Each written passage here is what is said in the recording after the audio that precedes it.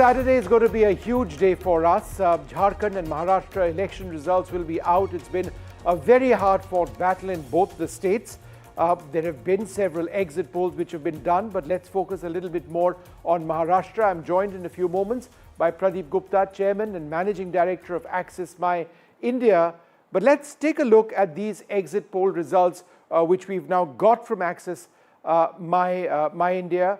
And what's being projected, and let's go region by region.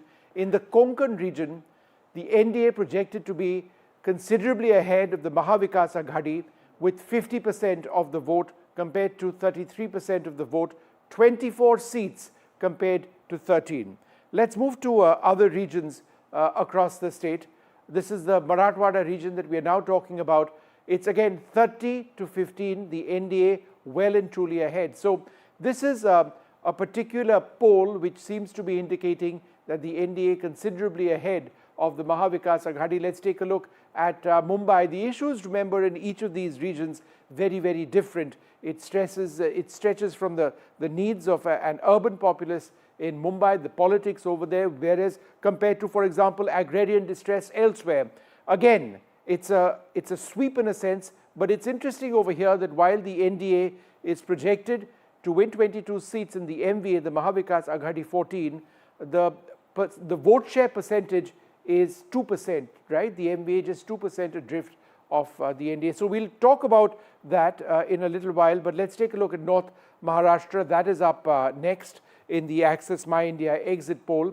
Again, it's a sweep, as you can see, for the NDA in this region. So Vidarbha, again, this is a key area of key battles and face-offs, 39-20 in favor of the NDA, a considerable difference in the vote percentage. And let's take a look at the final area, West Maharashtra, 36-21, a 7% gap in the vote percentage, but again the NDA coming up on top. So let's now bring it all together, take a look at the Maharashtra exit poll results by Axis My India.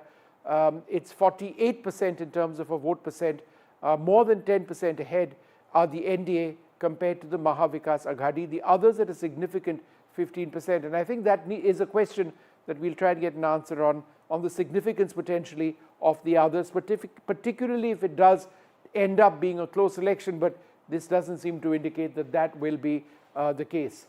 Well, let's just go straight across now to Pradeep, who joins us now. A lot of hard work. You must be breathing a sigh of relief now that it's all done. You can only wait and see how right or you were or whether you were accurate at all. Several exit polls have in fact predicted a strong performance for the Mahayuti, projecting them to win between 150 to 195 seats. You, of course, have got your own numbers. Others do, however, indicate the possibility of a hung assembly.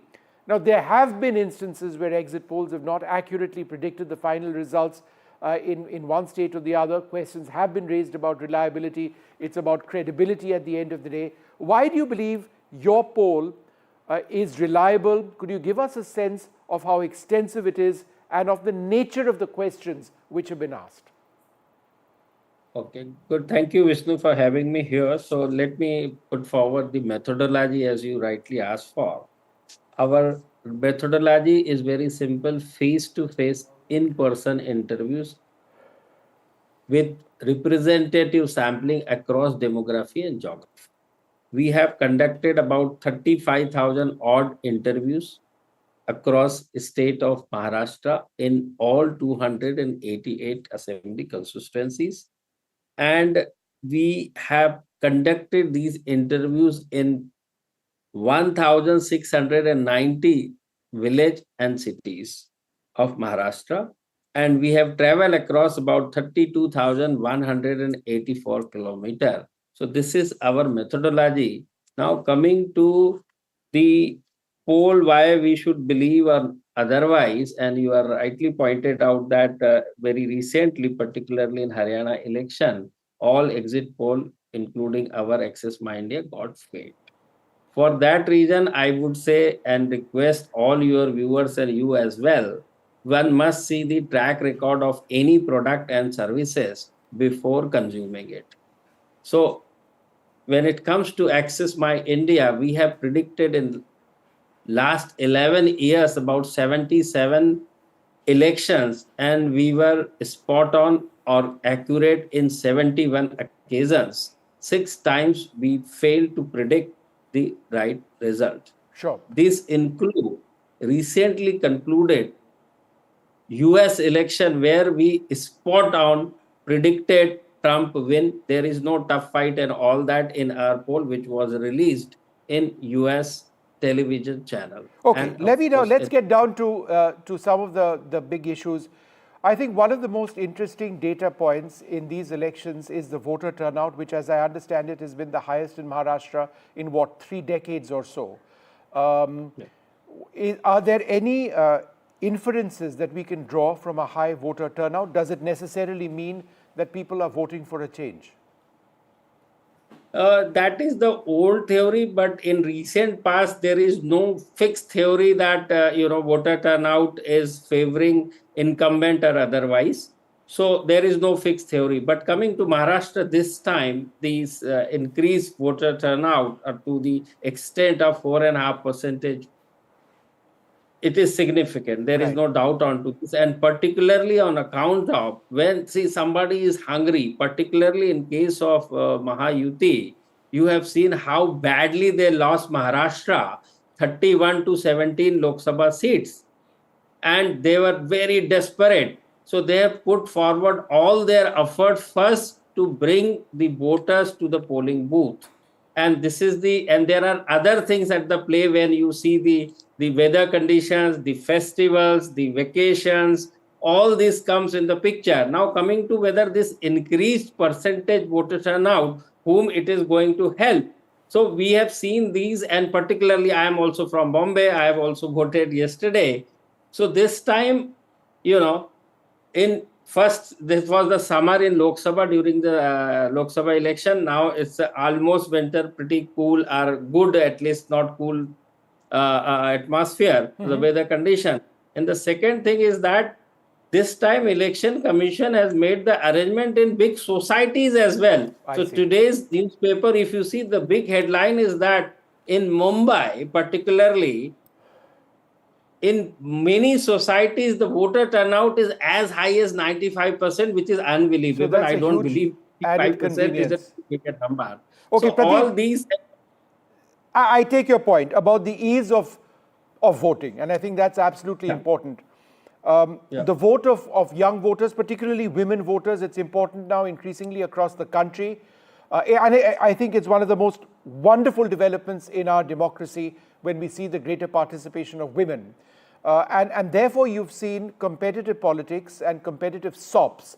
So, so for example, the Ladki Behna scheme, would you suggest that that is something which could have an impact on voter percentage, and something which the Mahayuti will be relying on very heavily, because the Vikas Aghadi have also reached out to the woman voter?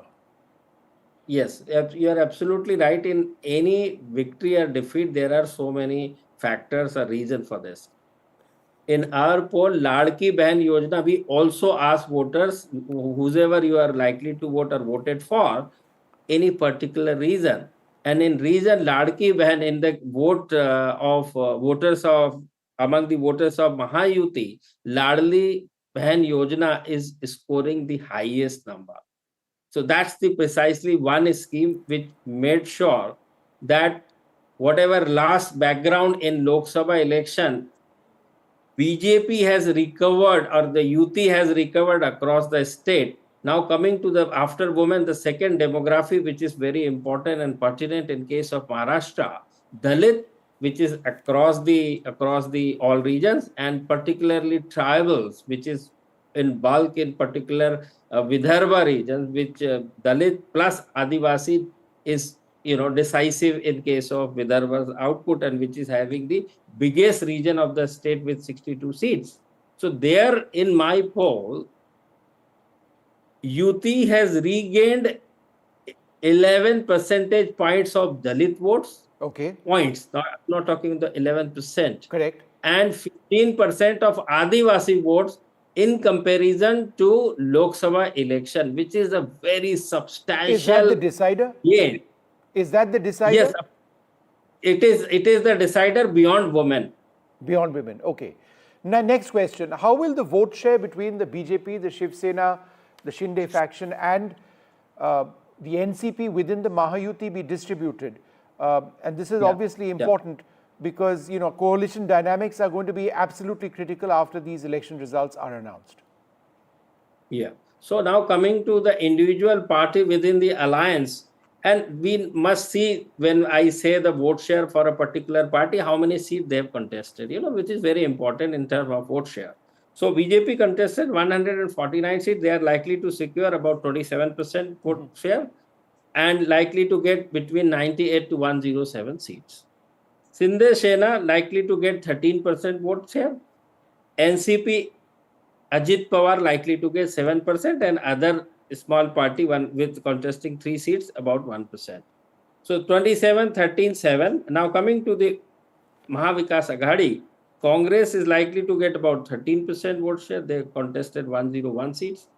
Shiv Sena UBT, they contested around 95 seats, 12%, and NCP Sharad Pawar 11%. Here 101, 95, 85. 5 to 10 seats difference between them. So that's the reason why you see their vote share is about 13, 12, and 11 respectively. Okay. So all put together about 37%. Now coming to seat 53 to 58 for Sinde Sena, NCP Ajit Pawar 25 to 30 seats for Ajit Pawar, Congress 28 to 36 seats, Shiv Sena UBT 26 to 32 seats, 26 to 32, and NCP Sharad Pawar 26 to 30. By and large, they are getting in the range of 25 to 30 seats, all three parties. Okay. I know you aren't predicting a close result in these elections, but what might be the role of independent candidates and smaller parties in the final outcome if indeed it does end up being close? Because both in terms of seats and voter percentage, it's not minor, even in terms of what you're predicting. Yeah. So in our poll, 6 to 12 independent or a small party are likely to win, because when these kind of, you rightly pointed out the vote share difference between the incumbent and challenger here is too big a size to these independent generally win in bulk when there is a triangular or the quadrangle contest, which was the case in 14 where all these four major party contest separately. So meaning whoever secured 26-27% point, they will be the winner. Okay. So there it is become much easier for independent to win the race by securing around 25 to 30% vote.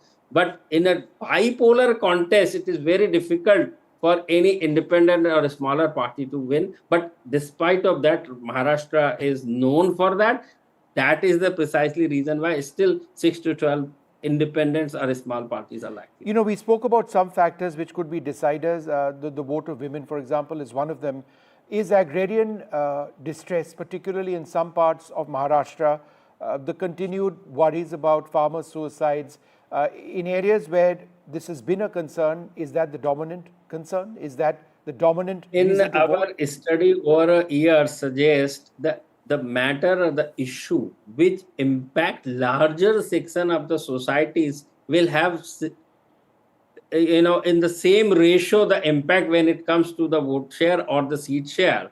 Now coming to farmers issue, yes, there was MSP issue for soya bean particularly, and in Cotton Nasik also, area, right. in Belgaum area, the onion export policy was the issue. But if you see the Maharashtra demography or the geography, about 45% lives in urban area, Yes. 55% in rural, and that too how many are depend on this. So you will find that about 15 to 20% of the people may have been affected with this farm related or farmer related issues, but on the other hand they got significant benefit in terms of direct cash transfer into in the women of the family.